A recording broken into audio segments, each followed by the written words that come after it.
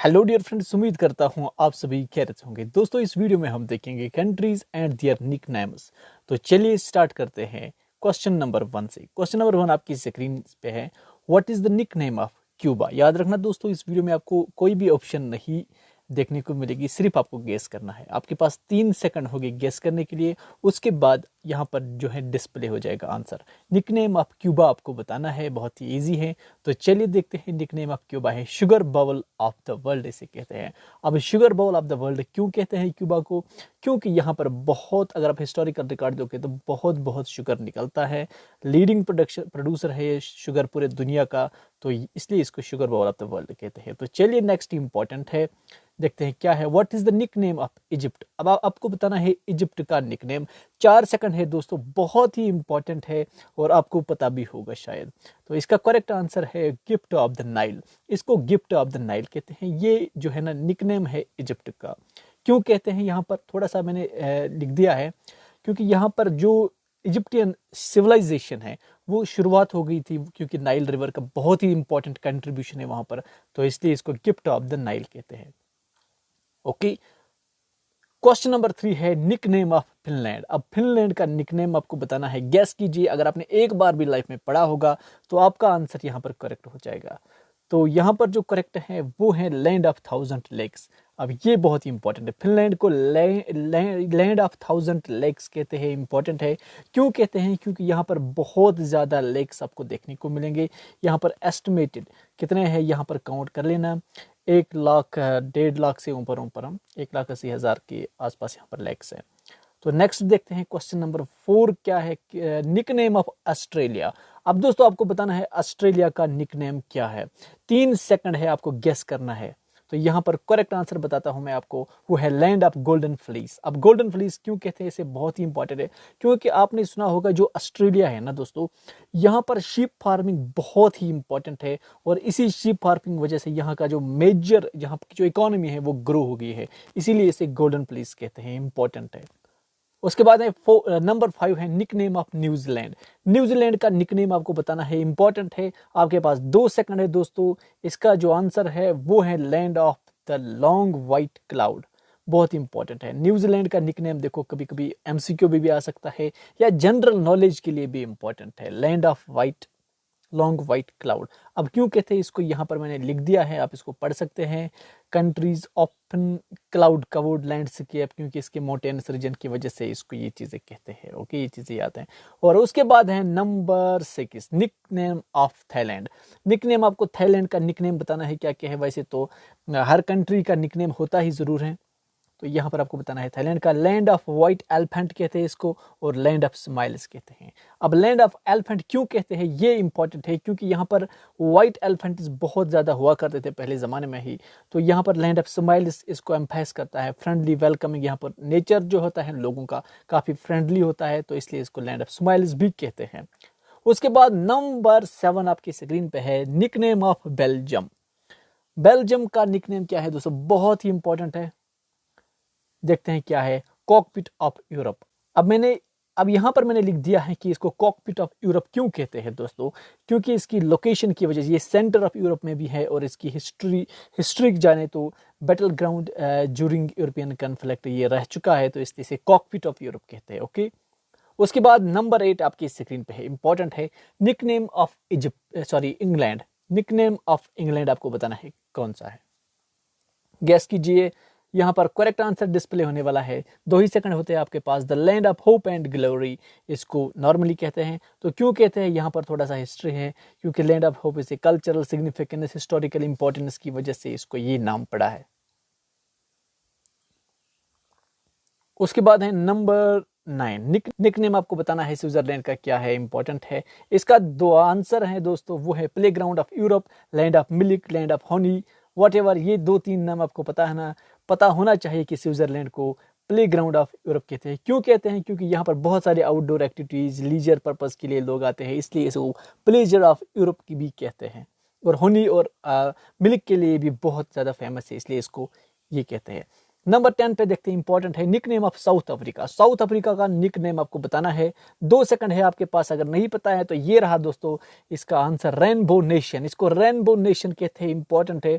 अब क्यों कहते हैं यहाँ पर है, तो यहाँ पर क्या है कि जो रेनबो नेशन इसको इसलिए कहते हैं क्योंकि वहां पर जिस तरह रेनबो में बहुत सारे कलर्स होते हैं, उसी तरीके से साउथ अफ्रीका में भी बहुत सारे डाइवर्स पॉपुलेशन, ट्रेडिशन यहाँ पर दिखाई देता है, तो इसकी वजह से इसको रेनबो नेशन कहते हैं। ओके, तो उसके बाद है question number 11, nickname of Norway. Norway का निकनेम आपको बताना है, इसको है land of midnight sun. Okay, अब मिडनाइट सन आपको पता होना, यहाँ पर बहुत टाइम तक डे होता है, लॉन्ग टर्म, क्योंकि आर्टिक सर्कल के नज़दीक है, तो यहाँ पर डे जो होता है ना वो बहुत लॉन्ग ड्यूरेशन तक होता है, इसलिए इसको ये पर्टिकुलरली समर मंथ्स की बात करें, यहाँ पर डे बहुत लॉन्ग तक रहता है। उसके बाद है वो है नंबर 12 पे है, निकनेम ऑफ जापान आपको बताना है। जापान का निकनेम आपको बताना है क्या है, बहुत इंपॉर्टेंट है। लैंड ऑफ राइजिंग सन, बचपन से ही सुना है, land of rising sun Japan को कहते हैं, क्योंकि ईस्टर्न साइड की जो ईस्टर्न साइड में इसकी ज्योग्राफिकल पोजीशन की वजह से जब वहाँ जाते हैं तो ऐसा लगता है कि जापान ही पहली कंट्री जहाँ से सूरज जो है वो राइज होता है, तो इसलिए इसका नाम ये पड़ता है। ओके, उसके बाद 13 पे चलते हैं, इंपॉर्टेंट है, निकनेम ऑफ भूटान। अब भूटान का बताना है आपको, भूटान का निकनेम क्या है, इंपॉर्टेंट है, तो डिस्प्ले हो जाएगा आंसर आपकी स्क्रीन पे, लैंड ऑफ थंडर बोल्ट। इसको लैंड ऑफ थंडर बोल्ट कहते हैं, इंपॉर्टेंट है। तो यहाँ पर क्यों बोलते हैं, इसका रीजन ये रहा, आप उसका रीजन यहाँ पर पढ़ सकते हैं आप। अब यहाँ पर ये रिप्रेजेंट करता है power of Tibetan Buddhism in the country, spiritual heritage, ये चीजें कुछ इसकी वजह से इसका नाम पड़ा है। ओके, उसके बाद है वो है यहाँ पर 14 है, nickname of south Korea. South Korea का निकनेम आपको बताना है, इंपॉर्टेंट है।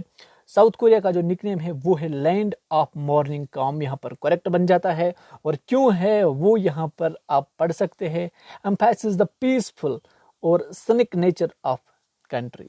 ओके, पीसफुल और सनिक नेचर है वहाँ पर बहुत ही अच्छा है, तो इसलिए इसको ये चीज नाम पड़ा है। ओके, तो अब चलते हैं नंबर 15 की तरह, nickname of north Korea. Okay, north Korea का निकनेम आपको बताना है, तो आपके पास 2 सेकंड है, गैस कीजिए। अगर नहीं पता है तो ये रहा आपके सामने, हर्मिट किंगडम इसको कहते हैं। ओके, अब हर्मिट किंगडम क्यों कहते हैं यहाँ पर मैंने लिख दिया है, या आराम से पढ़ सकते हैं, तो मैं भी आपको बताऊंगा, क्योंकि ये हाईलाइट करता है इसकी limited engagement with international affairs. इसकी लोकेशन की वजह से इसकी जो पॉलिसीज है वो हमेशा साइलेंट रहती है, छुपी हुई, तो दैट इज वाई इसको हर्मिट किंगडम कहते हैं। और उसके बाद है नंबर 16, निकनेम ऑफ चाइना। अब चाइना का निकनेम आपको पता होगा, ये मैं गारंटी देता हूं, लेकिन आप शायद भूल चुके होंगे या आपके माइंड में इस वक्त नहीं आ रहा है, तो ये रहा आपके स्क्रीन पे, the red dragon, the Midland भी कहते हैं, मोस्ट फेमस है ड्रैगन ही है वहां पर, तो ड्रैगन तो फेमस है। ओके, यहाँ पर क्यों है, वही चाइना की मैथोलॉजी के हिसाब से ये कंट्री के यहाँ पर अगर ईस्ट एशिया की देखते तो बीच में बीच में लोकेशन है, तो इसकी वजह से इसको मिडलैंड भी कहते हैं। और ड्रैगन इसको इसलिए कहते हैं, historical and cultural association with dragon एक यहाँ पर एक मिथ है, तो उसकी वजह से इसको ये नाम पड़ा है, इनका फेमस है। उसके बाद है नंबर 17 आपके स्क्रीन पे है, निकनेम ऑफ इंडोनेशिया आपको बताना है। ओके, निकनेम ऑफ इंडोनेशिया, तो यहां पर डिस्प्ले हो जाएगा, द एमराल्ड ऑफ इक्वेटर। अब ये इक्वेटर के नज़दीक है, इसलिए इसको लोकेशन के हिसाब से ही पड़ा है, एमराल्ड ऑफ इक्वेटर। और जो इक्वेटर के नज़दीक होता है वहाँ पर आपको पता है, वहाँ पर rich biodiversity and tropical beauty वगैरह ये सब चीज़ें आपको देखने को मिलती हैं, तो इसलिए इसको भी एमराल्ड ऑफ इक्वेटर भी कहते हैं। अब 18 नंबर पे देखते हैं कौन सा है हमारे पास, नंबर 18 पे है निकनेम ऑफ श्रीलंका। शायद आपको पता होगा, लेकिन अभी आपके पास चूंकि ऑप्शन मैंने नहीं रखी हैं, आप गैस नहीं कर पाओगे, तो यहाँ पर आपके डायरेक्टली आंसर ही आपको दिखेगा, वो है India's tier drop. Okay, India का टीयर ड्रॉप, यहाँ पर ये लोकेशन की ही वजह से है, आपको पता होगा इंडिया का मैप इस तरीके से है, सॉरी इस तरीके से श्रीलंका का मैप है इंडिया के, तो नॉर्मली समझ आता है south eastern coast of India, तो ऐसा लगता है इंडिया का ही ड्रॉप टीयर ड्रॉप है। तो निकनेम ऑफ अफगानिस्तान आपको बताना है कौन सा है, आपको पता होगा, तो यहाँ पर आपके स्क्रीन पे आंसर है ग्रेवयार्ड ऑफ एम्पायर्स, यहाँ पर इसको कहते हैं। अब क्यों कहते हैं ग्रेवयार्ड ऑफ एम्पायर्स, यहाँ पर इसका आंसर है, देखो अफगानिस्तान की जो लोकेशन है ना वो टोटली डिफरेंट है, इसको कनकर करना बहुत ही मुश्किल है। अब जितने भी लोग, जो भी अंपायर पूरे दुनिया पे राज करती हैं, लास्ट में वो अफगानिस्तान आती हैं, तब जाके वो वहाँ पर फंस जाती हैं और हार जाती है। जितने भी ये रिकॉर्ड रह चुका है, जिस जिस अंपायर ने पूरे दुनिया पे राज किया है, एंड पे जो अफगानिस्तान पे आए थे वहाँ पर उसने हार दिया है। इसलिए इसको कहते हैं ग्रेवयार्ड ऑफ अंपायर्स। यहाँ पर हर अंपायर ख़त्म हो जाती है। ओके, ये इंपॉर्टेंट है क्योंकि इसकी लोकेशन थोड़ा डिफरेंट है। यहाँ पर सिर्फ अफगानी ही लोग लड़ना जानते हैं, दैट इज़ द पॉइंट। और यहाँ पर उसके बाद है निकनेम ऑफ इंडिया, आपको बताना है। क्वेश्चन नंबर 20 इंपॉर्टेंट है। अब आपको बताना है इंडिया का निकनेम क्या है। अब आपके स्क्रीन पे है the golden sparrow, the sub continent. अब गोल्डन स्पैरो तो आपका सोने की चिड़िया कहते थे इसको, अंग्रेजों ने लकब दिया था। क्यों दिया है? क्योंकि यहाँ पर जो है बहुत सारा जो चीज़ें प्रॉस्पिरस वेल्थ हिस्टोरिकल हिसाब से देखा जाए तो बहुत ही फेमस था, तो दैट इज़ वाई इसका ये नाम पड़ा है। उसके बाद 21 है यहाँ पर डायरेक्टली ये निकनेम ऑफ तिब्बत। यहाँ पर directly roof of the world इसको कहते हैं।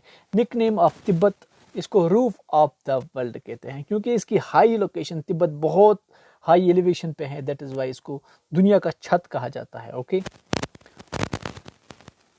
उसके बाद 22 है निकनेम ऑफ सिंगापुर। सिंगापुर को क्या कहते हैं? बहुत ही इंपॉर्टेंट है। इसको लैंड ऑफ शिप बिल्डर्स कहते हैं।